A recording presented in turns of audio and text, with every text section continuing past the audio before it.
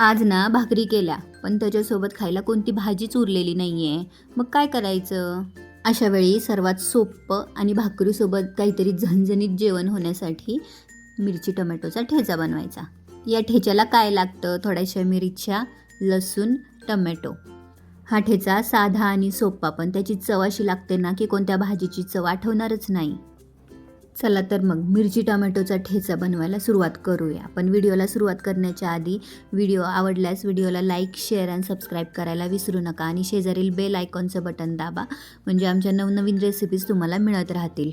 मिरच्या 2 प्रकारच्या असतात, एक पोपटी कलर आणि एक डार्क हिरवा कलर. मी इथं मिक्स घेतलेल्या आहेत. काही मिरच्या तिखट आहे आणि काही पोपटी आहेत.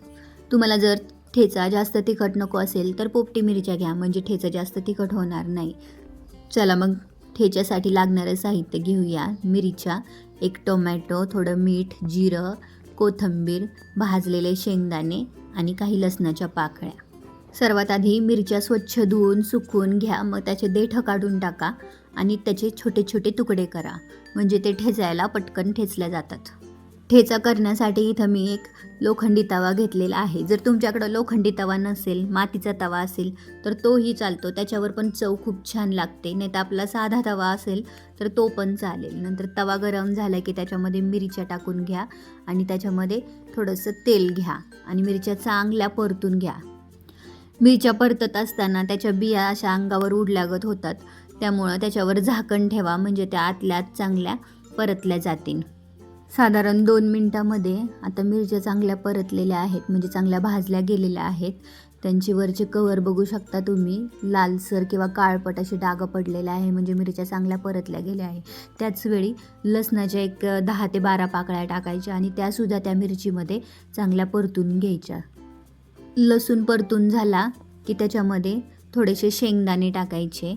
मी इथं जास्त शेंगदाणे घेतलेले नाही आहे. जर तुम्हाला ठेचा तिखट जास्त नको असेल तर तुम्ही यामध्ये जास्त शेंगदाणे वापरा, त्यामुळे ठेचा तिखट नाही होणार. आता यामध्ये एक बारीक चिरलेला टोमॅटो टाकायचा आणि तो पण ह्या मिरचीमध्ये चांगला परतून घ्यायचा. हा टोमॅटो नरम होण्यासाठी याच्यावर झाकण ठेवून 1 ते 2 मिनटं शिजू द्यायचा, म्हणजे टोमॅटो नरम होतो आणि खलबत्त्यामध्ये आपला ठेचा पटकन वाटला जातो. आणि नुसता लसूण मिरचीचा ठेचा खायला खूप तिखट लागतो. त्यामध्ये जर एक टोमॅटो टाकला ना की त्याची चव बॅलन्स होते आणि तिखटाला थोडा कमी होतो.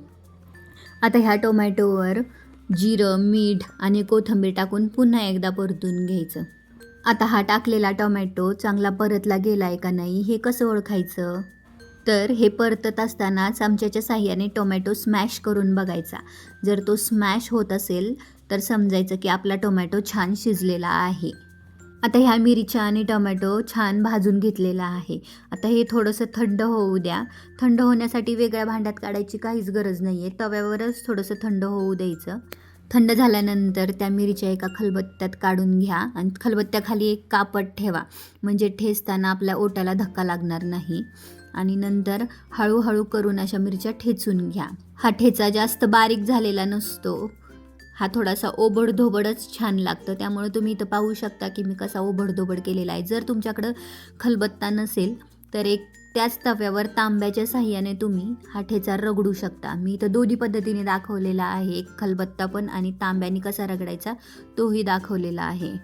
नाहीतर तुम्ही हा ठेचा मिक्सरमधून सुद्धा बारीक करू शकता, पण जो हे रगडलेल्या ठेच्याला जी चव असते ना, गावरान पद्धतीची चव, ती मिक्सरच्या भांड्यामध्ये त्याला येत नाही. त्यामुळं ह्याच पद्धतीने केला ना तर तो खूप छान लागतो. आता त्याच तव्यावर थोडंसं तेल टाका आणि पुन्हा एकदा चांगलं परतून घ्या. अशा प्रकारे हा मिरची टोमॅटोचा ठेचा तयार झालेला आहे. कोणतीही भाजी नसली तरी पण हा ठेचा भाकरीसोबत खायला खूप छान लागतो.